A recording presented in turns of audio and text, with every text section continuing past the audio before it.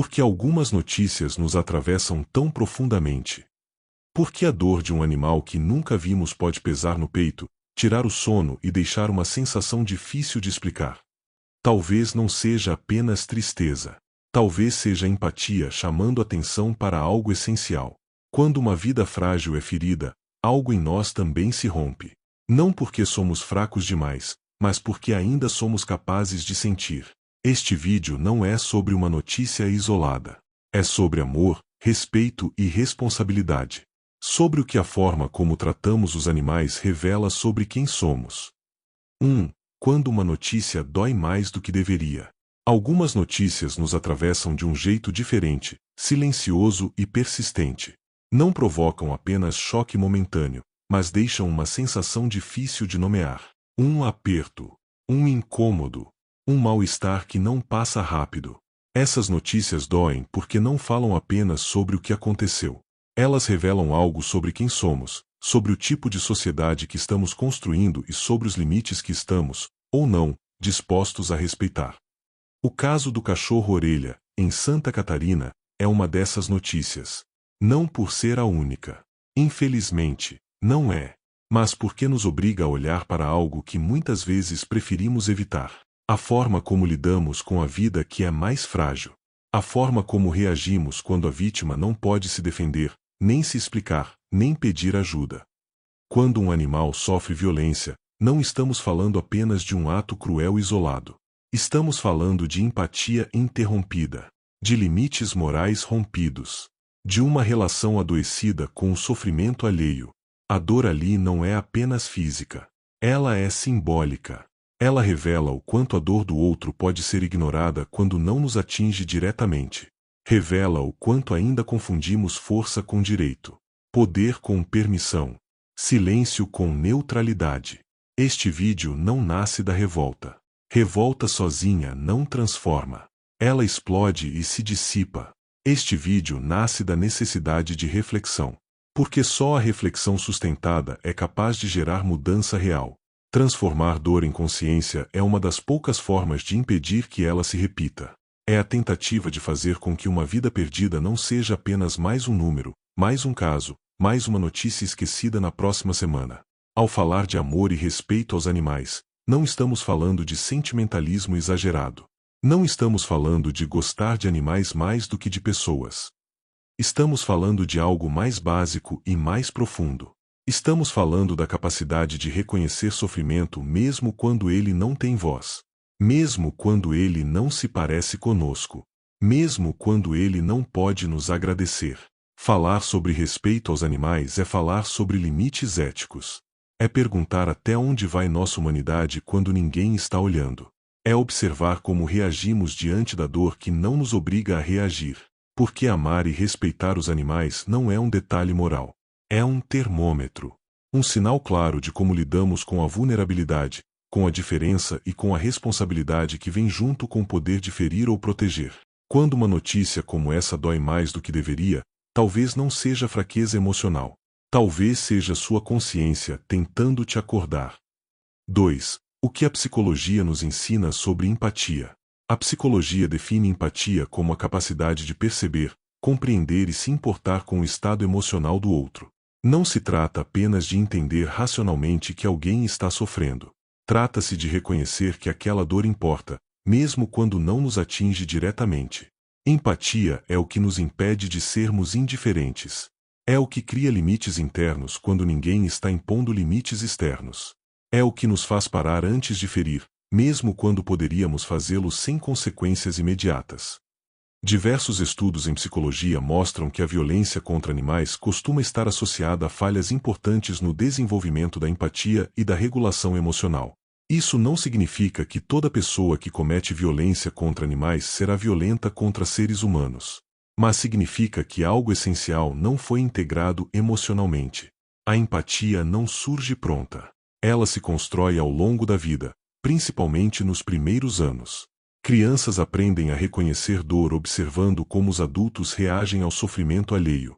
Quando a dor é validada, a empatia cresce. Quando a dor é ignorada, ridicularizada ou normalizada, a empatia enfraquece. A psicologia é clara em um ponto fundamental. Empatia não é seletiva. Não existe empatia verdadeira que funcione apenas em alguns contextos. Quando alguém aprende a ignorar a dor de um animal, aprende também a relativizar o sofrimento em geral. A sensibilidade vai sendo fragmentada. Com o tempo, essa fragmentação cria um distanciamento emocional. A pessoa passa a observar a dor como algo externo, que não exige resposta. A violência deixa de causar incômodo. O sofrimento vira ruído de fundo.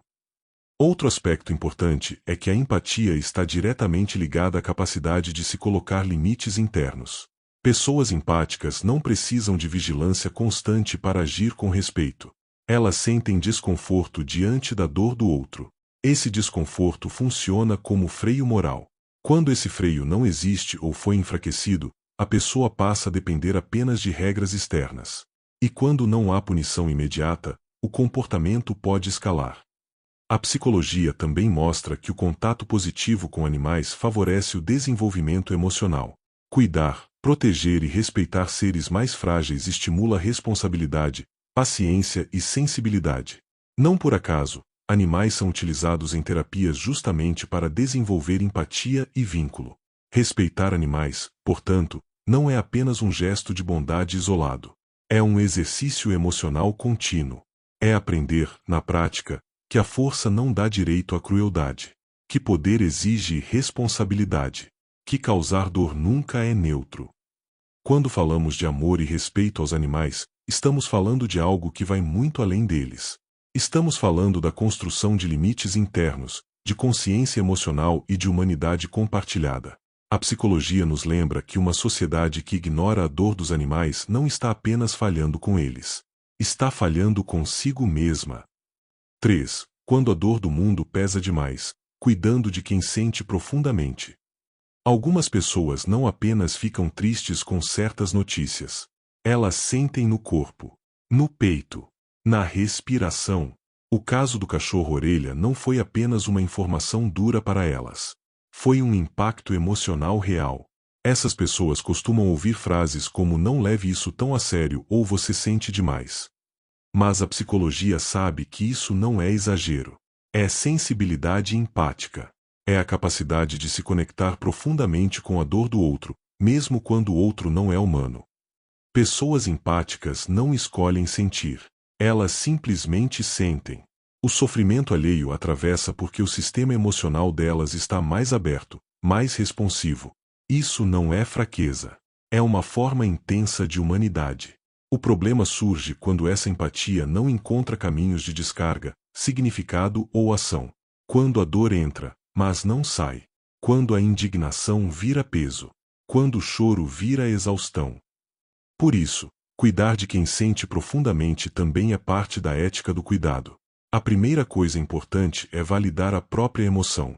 Se você chorou, se ficou mal, se sentiu um aperto no peito, isso não significa que você é frágil demais para este mundo. Significa que você não se anestesiou. E isso é valioso. Mas sentir não significa se afogar na dor. Uma forma simples de autorregulação é transformar sentimento em intenção. Muitas pessoas encontram alívio ao fazer uma pequena oração, prece ou pensamento consciente. Não precisa ser religioso. Pode ser apenas um gesto interno de desejo de paz, de acolhimento, de cuidado com todas as vidas vulneráveis. Outra forma poderosa é transformar dor em ação concreta. A empatia precisa de movimento. Uma doação, mesmo pequena, para um protetor animal da sua cidade. Um saco de ração. Um compartilhamento responsável de informação sobre adoção. Uma denúncia anônima de maus tratos. Um gesto simples quebra a sensação de impotência. Quando agimos, o cérebro entende que algo foi feito. Isso reduz a angústia. A ciência mostra que ações sociais ajudam a regular emoções difíceis porque devolvem senso de controle e propósito. Também é importante estabelecer limites emocionais. Pessoas empáticas precisam aprender a dosar a exposição a notícias violentas. Não é desinformação, é autocuidado. Você pode se informar sem se consumir. Respirar fundo, desligar a tela por alguns minutos, voltar ao corpo. Um copo de água. Um banho quente.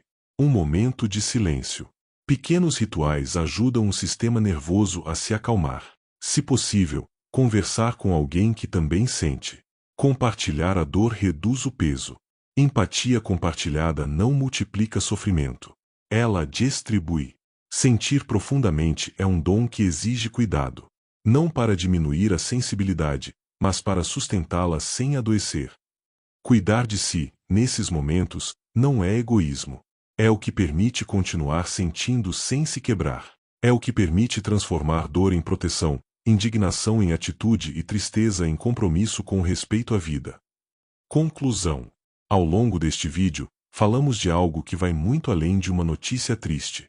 Falamos sobre empatia, respeito e responsabilidade. Falamos sobre o que a violência contra animais revela sobre nós, sobre como sentimos, sobre como educamos e sobre o tipo de sociedade que estamos construindo. Vimos que a dor de um animal não é um detalhe.